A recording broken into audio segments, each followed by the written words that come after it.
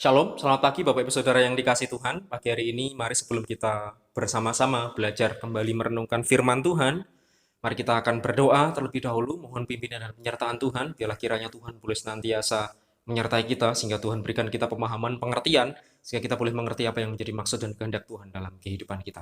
Mari kita akan berdoa. Bapa dalam surga, kami mengucap syukur pagi hari ini Tuhan, kami masih boleh ada untuk kami boleh memuji dan muliakan Tuhan dalam setiap ibadah kami, baik setiap kami yang pagi hari ini beribadah di gereja maupun setiap kami yang pagi hari ini masih di rumah-rumah, karena setiap kondisi kami menyerahkan setiap kami Tuhan, Tuhan layakkan, Tuhan sucikan, Tuhan kuduskan setiap hati kami sehingga kami boleh layak datang menerima berkat yang daripadamu melalui setiap kebenaran firman pagi hari ini.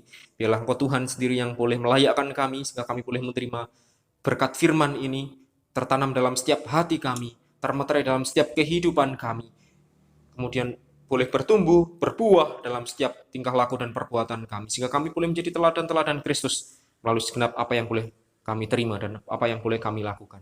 Kami serahkan pagi hari ini Tuhan, sebentar kami mau belajar merenungkan kembali firman-Mu. Tuhan, layakkan kami, biarlah Allah Roh Kudus yang boleh memampukan kami untuk kami boleh menerima, kami boleh mengerti apa yang menjadi maksud Tuhan. Kami serahkan pagi hari ini, kami siap menyambut berkat-Mu, hanya dalam nama-Mu yang kudus, haleluya, amin. Bapak Ibu Saudara yang dikasih Tuhan, pagi hari ini kita mau belajar bersama-sama, diambil dari kitab Ayub pasal yang kedua. Ayub pasal yang kedua ayat yang ke-10, kita akan buka bersama-sama. Kitab Ayub pasal yang kedua ayat yang ke-10, demikian bunyi firman Tuhan. Tetapi jawab Ayub kepadanya, engkau berbicara seperti perempuan gila, apakah kita mau menerima yang baik dari Allah tetapi tidak mau menerima yang buruk? Dalam kesemuanya itu, Ayub tidak berbuat dosa dengan bibirnya. Sekali lagi, tetapi jawab Ayub kepadanya, engkau berbicara seperti perempuan gila. Apakah kita mau menerima yang baik dari Allah tetapi tidak mau menerima yang buruk? Dalam kesemuanya itu, Ayub tidak berbuat dosa dengan bibirnya. Bapak Ibu Saudara yang dikasih Tuhan, saya beri judul bagian firman Tuhan pagi hari ini, menang dalam segala keadaan. Kata menang dalam segala keadaan ini sama artinya dengan siap sedia dalam segala situasi. Orang yang menang dalam segala keadaan berarti orang itu memiliki kesiapan, kesiagaan dalam segala situasi yang ada dalam dirinya. Entah itu baik ataupun tidak baik. Kata dalam segala keadaan memiliki artinya tidak cuma kondisi yang baik saja, bahkan dalam kondisi yang tidak baik sekalipun. Nah, itu yang dialami oleh seorang Ayub. Imannya diuji Tuhan. Tuhan melihat kehidupan seorang Ayub. Nah, pagi hari ini kita mau belajar dari kehidupan seorang Ayub. Saya yakin dan percaya setiap kita sudah tahu kisah ini. Sepanjang 42 pasal menceritakan kehidupan Ayub dan keluarganya dan istrinya. Dari situ kita boleh nantinya akan menerima satu berkat yang luar biasa. Bagaimana iman seorang Ayub yang menang mengatasi segala hal yang boleh ada dalam hidupnya. Bapak Saudara yang dikasih Tuhan, dalam kehidupan kita, setiap kita yang masih hidup di dunia ini, seringkali mudah untuk mengucap syukur ketika kita berada dalam keadaan yang selalu baik, bahkan dalam keadaan yang normal-normal saja. Nah, terlebih saat ini kita masuk dalam kondisi yang berbeda, new normal. Realitanya dalam kehidupan setiap orang, tentunya mengucap syukur itu menjadi satu hal yang gampang. Ketika berada dalam keadaan yang baik, dalam keadaan yang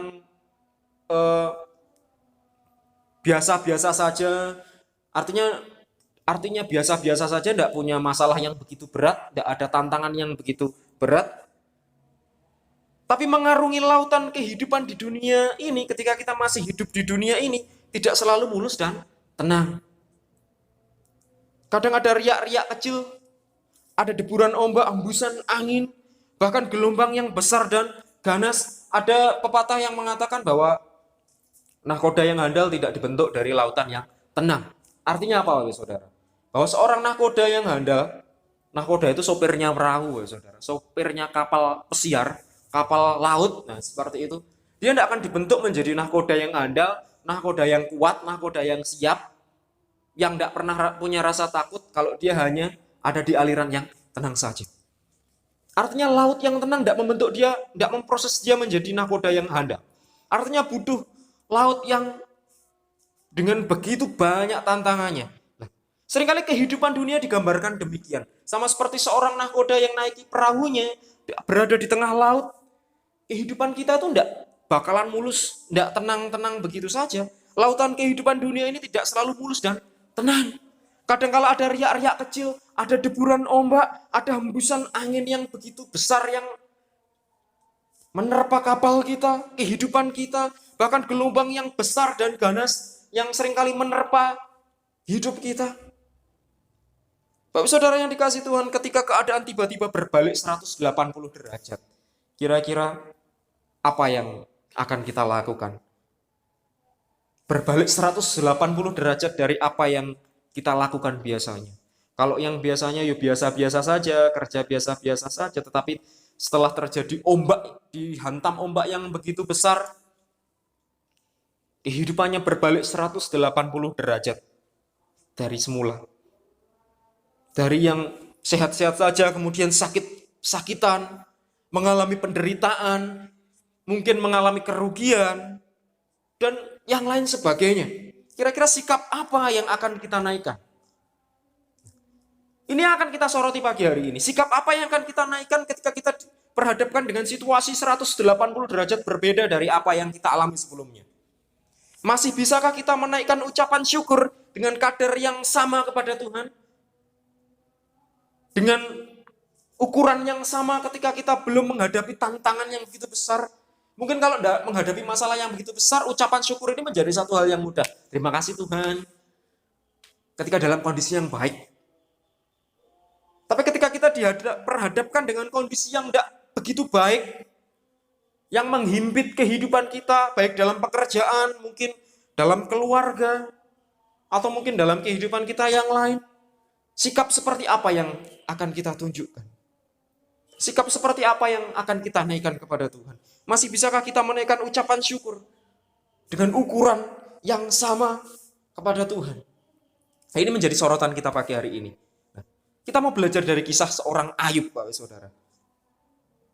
Bapak Saudara, ketika dipertanyakan dengan pertanyaan-pertanyaan yang demikian, seringkali tanpa disadari banyak orang-orang percaya, banyak pemercaya-pemercaya Kristus yang menuntut Tuhan untuk melakukan apa yang dikehendakinya. Nah, ini yang pernah saya katakan, bahwa seringkali dalam doa pun, kalau kita tidak mampu menguasai ego kita, doa ini pun bisa membawa kita masuk ke dalam dosa. Masih banyak di luar sana orang-orang percaya yang mengaku diri murid-murid Kristus, tetapi belum memahami yang sesungguhnya. Banyak dari mereka yang masih menuntut Tuhan untuk melakukan apa yang dikehendakinya. Sehingga ketika terjadi sesuatu di dalam kehidupannya, tidak seperti apa yang diinginkan dalam hatinya, biasanya menjadi apa? Kecewa kepada Tuhan. Tuhan kok seperti ini sih? Aku lo sudah setia, mulai ngukur-ngukur. Mulai menimbang-nimbang, oh aku lo sudah setia, aku sudah memberikan persembahan seperti ini, kok Tuhan masih seperti ini, seperti itu. Aku lo maunya seperti ini loh Tuhan. Oh, saudara, tanpa kita sadari, keberadaan kita di rumah Tuhan bukan untuk kita mencari Tuhan. Tanpa kita sadari, seolah-olah kita yang memerintah Tuhan, saudara. Melalui setiap apa yang kita inginkan. Hati-hati, Bapak Saudara. Makanya saya pernah katakan bahwa doa pun seringkali bisa membawa kita ke dalam dosa ketika kita tidak mampu menjaga sikap hati kita dengan benar. Di luar sana masih banyak kondisi-kondisi yang demikian. Banyak orang yang kecewa karena apa yang Tuhan izinkan terjadi dalam hidupnya tidak sama seperti apa yang ada dalam hatinya. Ketika tantangan datang, imannya mulai goyah, pengiringan kepada Tuhan terasa hambar. Kok seperti ini saja sih? Ikut Tuhan, nggak punya passion, saudara. Yo wes ibadah, yo ibadah, datang-datang, doa-doa, pulang-pulang. Hanya sebatas formalitas. Minggu yang lalu kita belajar bersama-sama bagaimana menjadi dewasa secara rohani, mengalami kepenuhan dewasa secara penuh di dalam Kristus. Yang harus dewasa, harus memiliki kemauan untuk merindukan kedewasaan dalam pertumbuhan kita. Masih banyak orang-orang pemercaya Kristus yang belum dewasa secara rohani. Iman mereka mulai goyah ketika tantangan datang. Pengiringan kepada Tuhan, mereka rasakan rasa-rasanya hambar. Kayak enek rasanya, kok biasa-biasa saja. Dan sebagainya. Kemudian apa yang terjadi? Mereka mulai mereka jalan sendiri menurut pemikiran mereka. Yang baik menurut pikiran mereka sendiri.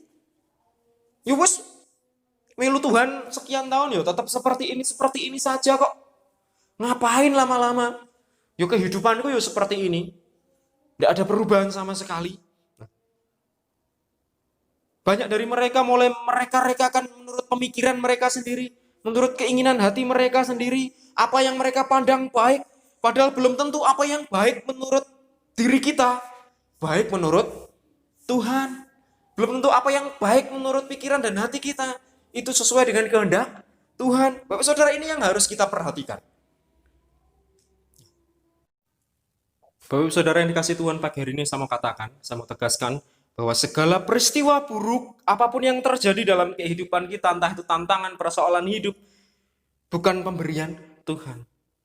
Dalam artian bukan Tuhan mencobai kita dengan permasalahan yang boleh ada dalam kehidupan kita, tetapi Tuhan mengizinkan hal itu terjadi dalam setiap kita, setiap orang-orang yang percaya, dengan satu tujuan bahwa agar orang-orang percaya itu lebih mengenal kuasanya.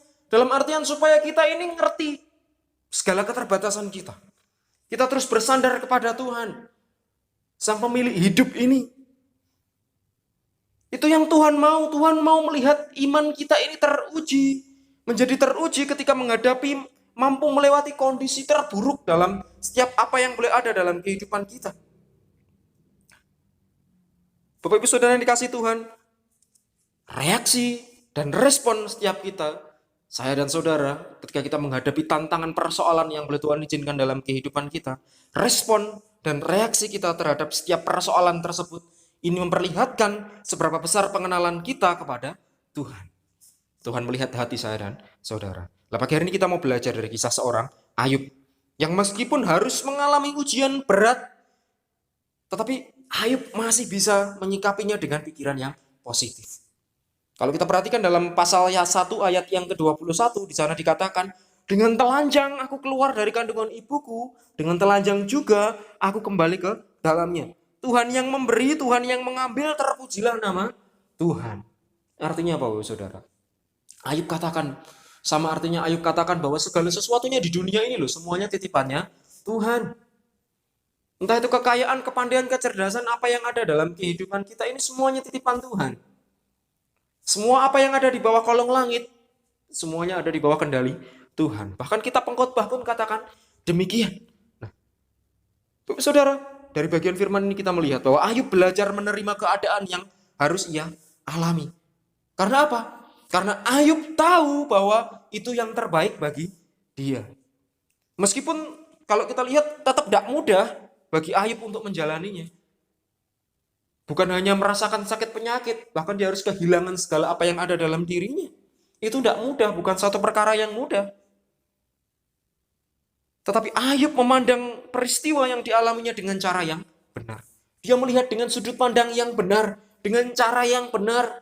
Ia tidak pernah mempersalahkan Tuhan atas segala apa yang dia rasakan, atas segala apa yang dia alami. Sebab dia percaya, dia tahu bahwa Tuhan tidak pernah salah. Ini hati yang luar biasa. Ini yang harus ada dalam kehidupan kita juga. Bahwa menyadari bahwa segala apa yang ada dalam kehidupan kita, entah itu baik, tidak baik, kita percaya bahwa Tuhan tidak pernah salah. Sehingga kita boleh mencapai kemenangan yang sesungguhnya, menang dalam segala keadaan. Bapak Ibu Saudara yang dikasih Tuhan, ini yang menjadi pesan Tuhan bagi kita pagi hari ini. Seiring dengan perjalanan pengiringan kita kepada Tuhan, mengiring Tuhan, sama seperti perjalanan kita tadi, sama seperti nahkoda yang tidak dibentuk dengan mudahnya. Dia harus melewati lautan yang dalam, dengan ombak yang begitu besar, tantangan yang begitu berat. Begitupun pengiringan kita kepada Tuhan. Tuhan mau kita bertumbuh menjadi orang-orang yang percaya, menjadi pribadi-pribadi percaya yang semakin dewasa. Minggu yang lalu kita sudah belajar bersama-sama bagaimana kita hidup mencapai kedewasaan penuh di dalam Kristus. Ada 2 poin penting kalau Bapak Ibu Saudara masih ingat. Yang pertama apa? Mau meninggalkan hal yang tidak berkenan di hadapan Tuhan. Apa? Kejahatan, kemunafikan, dan lain sebagainya. Orang percaya harus meninggalkan kejahatan. Karena kejahatan hanya ada di hati setiap orang yang belum percaya. Nah, terus yang kedua apa? Miliki hati, hasrat, merindukan untuk bertumbuh dalam kedewasaan. Harus terus ada dalam diri kita. Nah, Tuhan mau ini ada dalam kehidupan umat-umat percaya. Tuhan mau kita bertumbuh menjadi pribadi percaya yang semakin dewasa. Orang yang dewasa bukan hanya sekedar di dalam pengetahuan akan kebenaran saja. Dalam artian, wes aku penting datang ibadah, aku sudah rajin ibadah. Bukan hanya seperti itu saja.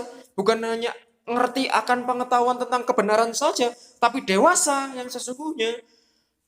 Dewasa karena memiliki iman yang teruji. Karena boleh mempraktekkan kebenaran di dalam sebuah kenyataan yang sulit. Artinya melihat tindakan kita ini. Kesetiaan kita, ketaatan kita, ini yang Tuhan perhatikan. Ini yang Tuhan lihat. Respon kita. Bagaimana kita melangkah ketika kita menghadapi tantangan. Saudara, melalui bagian firman Tuhan pagi hari ini Tuhan mau kita belajar dari kehidupan seorang Ayub. Meskipun kalau kita bayangkan kehidupan ujian yang dialami Ayub ini bukan satu hal yang mudah. Tapi kalau kita perhatikan ada satu nilai penting yang menjadi pesan Tuhan bagi kita pagi hari ini. Apa respon hati Ayub? Apa respon pertama Ayub ketika tantangan itu ada dalam dirinya? Bapak saudara, respon pertama yang ditujukan Ayub adalah dia berani menerima kondisi apapun. Kalau itu diizinkan Tuhan terjadi atas dirinya. Luar biasa, saudara. Tidak mudah loh.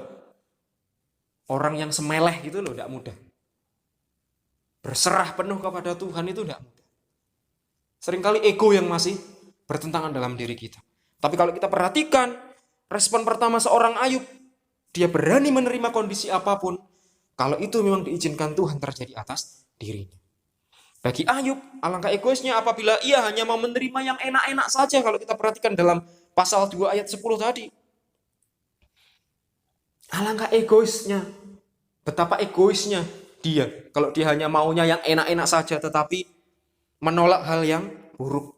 Nah, Bapak saudara yang dikasih Tuhan, Ayub mengalami Tuhan melalui masalahnya. Tidak sedikit orang yang mampu melihat dari sudut pandang yang baik tentang permasalahan. Tentang persoalan hidup. Tapi pagi hari ini kita mau belajar. Ada dua pesan penting yang akan kita pelajari. Menjadi pesan Tuhan bagi kita. Apa yang harus kita perhatikan berkaitan dengan pesan Tuhan ini? Supaya kita boleh menang di dalam keadaan apapun. Saudara, yang pertama, kita perhatikan Ayub pasal yang kedua, ayat yang ke-10. Di sana dikatakan, tetapi jawab Ayub kepadanya, engkau berbicara seperti perempuan gila. Apakah kita mau menerima yang baik dari Allah tetapi tidak mau menerima yang buruk? Ini pertanyaan sekaligus sanggahan yang diberikan, jawaban yang diberikan Ayub kepada istrinya. Ketika istrinya memerintahkan Ayub ini mengutuki Allah, saudara. Apa yang menjadi pesan Tuhan yang pertama melalui bagian firman Tuhan ini? Dari ayat yang ke-10 ini. Pesan Tuhan yang pertama, supaya kita boleh menerima kemenangan dalam segala situasi apapun, menang dalam segala keadaan adalah memahami makna persekutuan yang sesungguhnya. Bagaimana kita harus memahami makna persekutuan yang sesungguhnya? Bapak Ibu Saudara yang dikasih Tuhan, siapapun yang menyaksikan penyakit kulit, kalau kita baca saja, mungkin kita pernah melihat cuplikan film-film yang dibuat tentang kisah hidup seorang Ayub. Kalau kita menyaksikan penyakit kulit yang diderita Ayub, rasa-rasanya ternyuh, Bapak Saudara. Rasa-rasanya tidak tega. Kok sampai sebegitunya? Bisa kita bayangkan garukan yang dilakukan oleh Ayub itu sampai tidak kerasa, Bapak Saudara. Digaruk sekeras apapun tidak terasa, sampai kulitnya luka-luka. Rasa-rasanya garukan di tangannya itu terhadap kulitnya itu sudah tidak berguna lagi. Terus tidak mandi, Bapak Saudara. Kalau kita baca dalam bagian firman Tuhan, sampai ia harus menggunakan beling, pecahan beling untuk menggaruknya. Nah ini satu hal yang, wah, rasa-rasanya ternyuh, Bapak Saudara. Tapi kalau kita perhatikan fokus perhatian yang tadinya tertuju pada penyakitnya si Ayub ini, tiba-tiba teralihkan kepada tokoh yang tiba-tiba muncul. Kalau kita perhatikan ayat yang 10, ayat 9. Tokoh siapa yang muncul, Bapak Saudara? Yaitu siapa? Istrinya Ayub. Seorang yang tidak merasakan apa yang diderita Ayub. Ia muncul dengan mempersalahkan Ketekunan Ayub kepada Tuhan. Bahkan dia perintahkan Ayub untuk mengutuki Allahnya. Kamu lebih setia seperti ini, seperti itu. Tapi kok masih diberikan ujian, cobaan seperti ini. Kutuki lo, ayah Allahmu itu. Bunuh diri yo. Nah. Saudara, seolah-olah ia mengatakan bahwa seperti itukah hasil ketekunan kepada Tuhan selama itu. Dia yang sudah setia, dia yang sudah taat. Ayub yang sudah menyerahkan hidupnya sepenuhnya kepada Tuhan, kok Tuhan masih izinkan itu terjadi? Kok Tuhan masih mencobainya? Itu yang dikatakan istrinya Ayub. Saudara, bagaimana jika itu terjadi pada saya dan saudara? Kalau kita mengalami apa yang seperti dialami Ayub. Ketika seorang yang paling dekat dengan diri kita, istri kita, suami kita, ketika kita menghadapi masalah, harapan kita tentunya mendapat dukungan. Tapi ternyata apa yang kita terima, apa yang kita dapat sama seperti apa yang istrinya Ayub katakan kepada Ayub, saudara. Ayub mendapati bahwa orang yang terdekat, yang diharapkannya selalu ada untuknya, ternyata tidak mengerti dan mendukung derita dan pergumulan yang dihadapinya. Wah, rasanya mungkin hancur hatinya, saudara. Tidak mudah, saudara, yang dialami oleh Ayub. Bahkan istri Ayub, kalau kita perhatikan, tidak segan-segan menyuruh Ayub untuk mengutuki Allahnya, lalu mengakhiri hidupnya. Di sana dikatakan bahwa Ayub tidak menyangka bahwa pasangan yang selama ini mendampinginya malah menjadi pribadi yang mencoba menggoyahkan pertahanan imannya di ujung-ujung. Dan itu dialami pada saat masa-masa yang sulit, saudara. Makanya tadi di awal saya katakan bahwa mengucap syukur dalam kondisi yang baik itu satu hal yang mudah, saudara.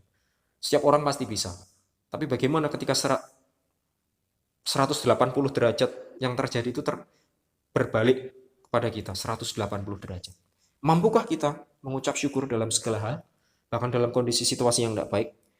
Bahkan ketika mungkin sama seperti yang dialami Ayub, ketika orang yang terdekatnya sekalipun justru tidak mendukung dia.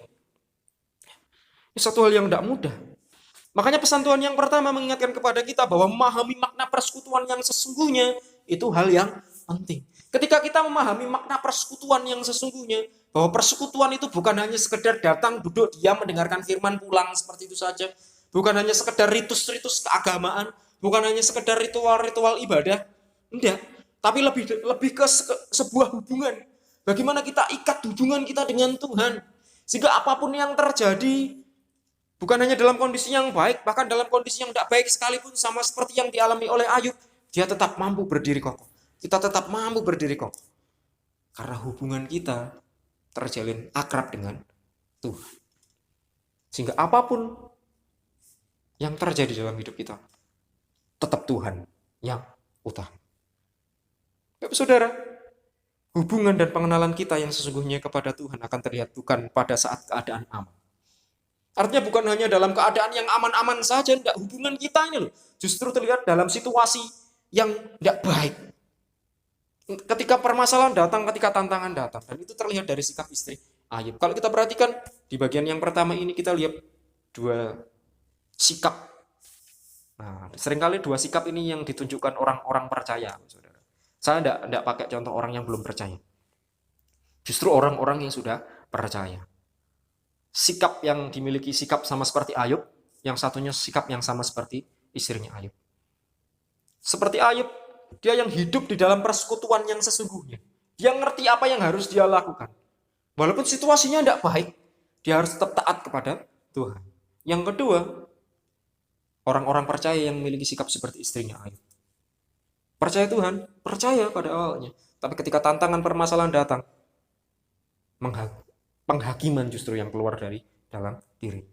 Karena merasa Tuhan jauh, merasa Tuhan kok seperti ini, tidak sesuai dengan apa yang diinginkan hatinya. Nah, maka dari itu pentingnya kita memahami makna persekutuan yang sesungguhnya. Menjalin hubungan dengan Tuhan. Sehingga kita boleh mendengar suara Tuhan, kita boleh mengerti maksudnya Tuhan, apa yang menjadi kehendak Tuhan dalam kehidupan kita. Nah, ini yang menjadi pesan Tuhan yang pertama. Memahami makna persekutuan yang sesungguhnya. Sehingga ketika tantangan datang, permasalahan datang dalam hidup kita, kita tetap mampu berdiri kokoh. Karena firman ini menjadi dasar dalam kehidupan kita. Tuhan berfirman melalui firman ini yang boleh menguatkan kita, untuk kita boleh berjalan terus di hadapan Tuhan. Karena kita menjalin hubungan kita dengan Tuhan.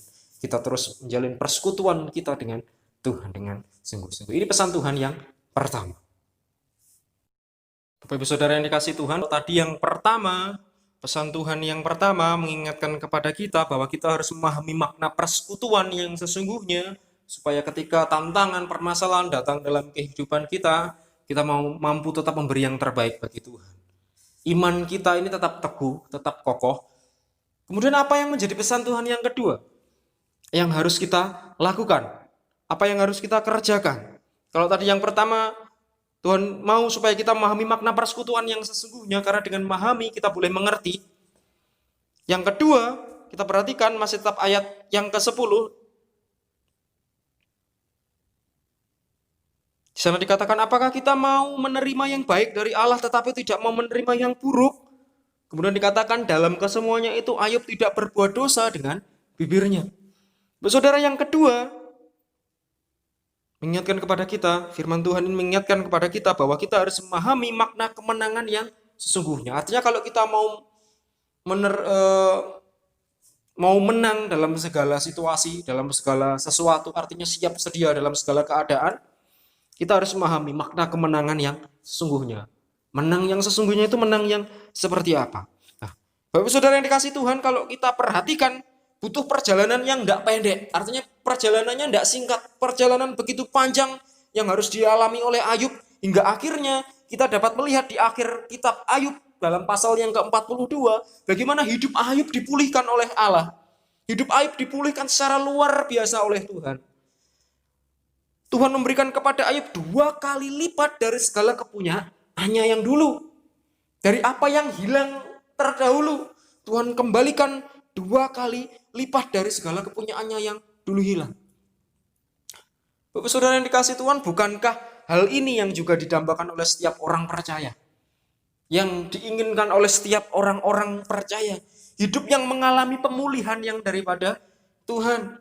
Kembalinya segala sesuatu yang dari apapun yang pernah hilang sebelumnya. Dulu yang hilang boleh kembali. Yang tidak ada, jadi ada kembali. Dan kebanyakan orang menganggap hal ini sebagai sebuah kemenangan. Banyak orang menganggap ini sebagai sebuah kemenangan. Ketika boleh mengalami hal yang baru. Mengalami pemulihan. Dari yang tidak ada menjadi ada. Dari dulu yang hilang terus kemudian dikembalikan lagi.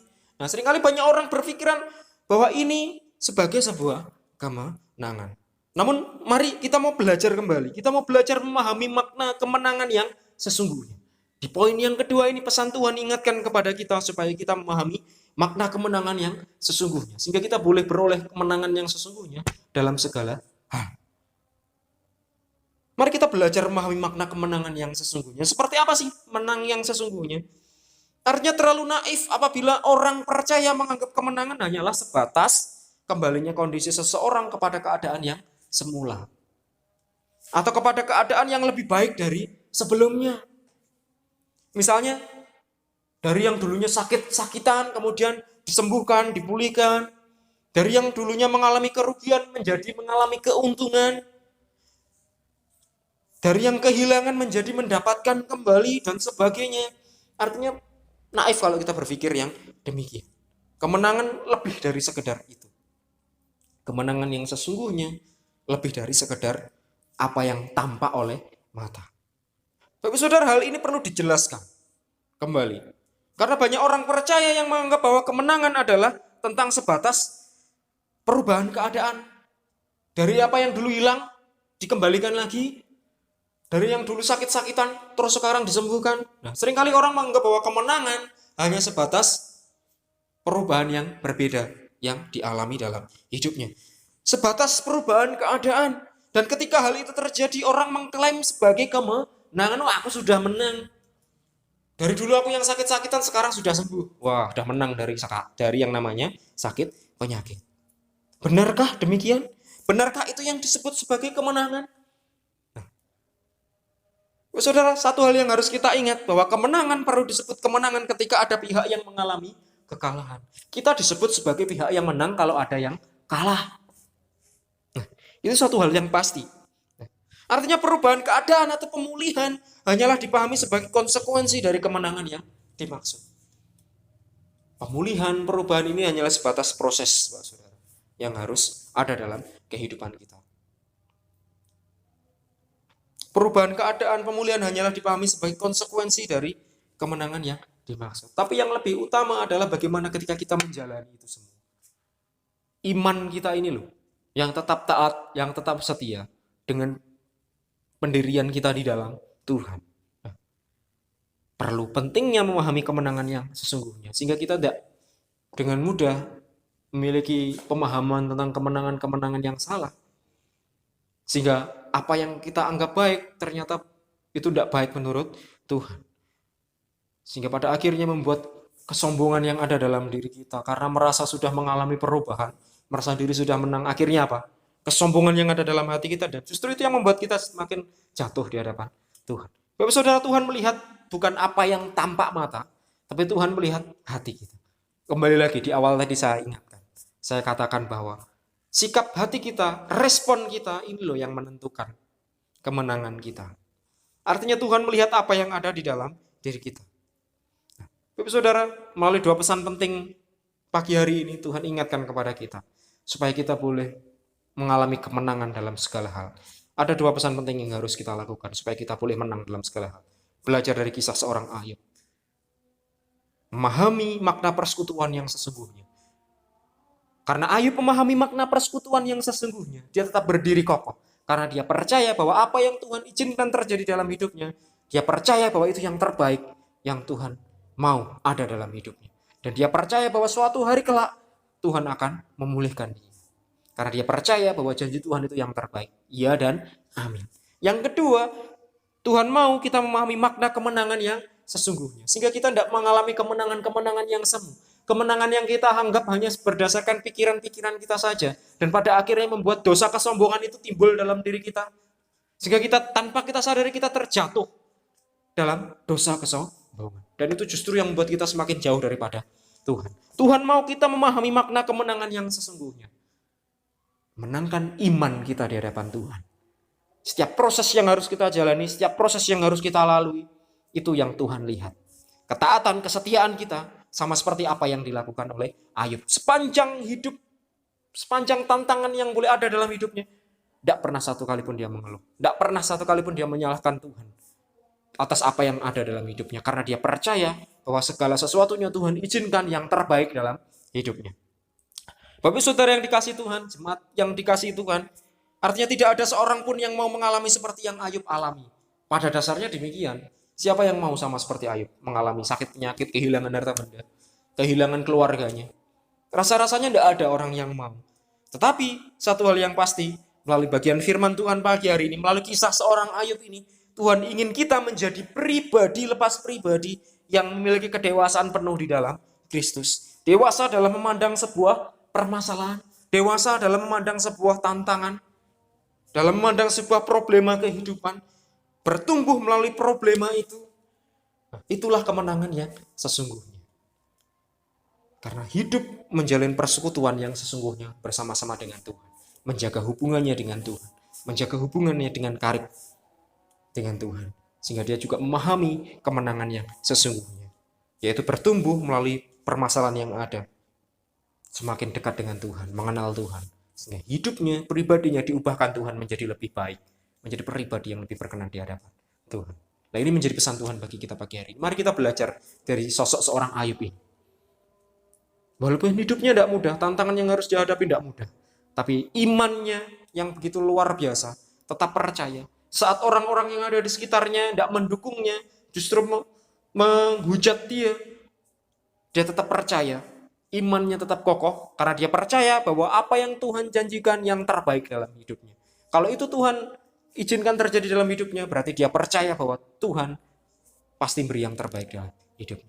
Karena Tuhan tahu segala hal apa yang ada dalam kehidupan saya dan saudara.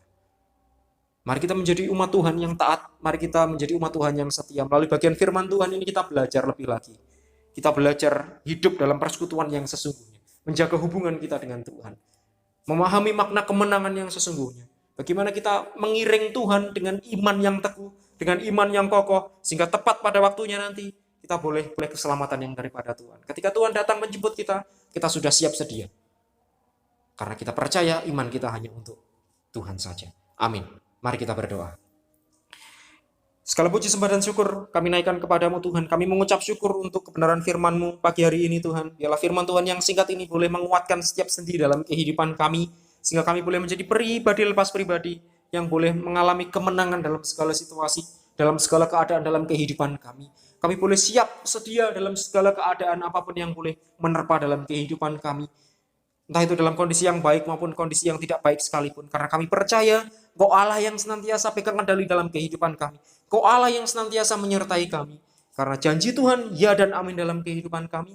Kami percaya, kami mengimani bahwa semua yang terbaik yang daripada Tuhan boleh ada dalam kehidupan kami. Mari izinkan Tuhan firman-Mu ini boleh ada dalam kehidupan kami. Kami boleh belajar dari kehidupan seorang Ayub. Bagaimana dia taat, bagaimana dia setia. Karena imannya, dia boleh menerima keselamatan, dia boleh menerima berkat yang daripada Tuhan. Karena percaya kepada Tuhan bahwa semua terbaik dalam kehidupannya. Begitupun dalam kehidupan kami. Kami menyerahkan setiap hati kami Tuhan, setiap kehidupan kami, setiap umat-Mu, setiap jemaat-Mu, baik yang ada di gereja maupun di rumah-rumah. Biarlah kiranya Tuhan boleh menjamah hati kami. Biarlah firman-Mu ini tertanam dalam setiap hati kami. Boleh bertumbuh, boleh berbuah lebat, sehingga kami boleh menjadi pelaku-pelaku firman Tuhan. Kami boleh menjadi teladan Kristus. Banyak orang boleh mendengar cinta kasih Tuhan melalui setiap kehidupan kami. Kami serahkan pagi hari ini. Kami menyerahkan firman-Mu Tuhan hanya dalam nama-Mu yang kudus. Haleluya. Amin. Amin. Selamat pagi. Tuhan Yesus memberkati kita sekali.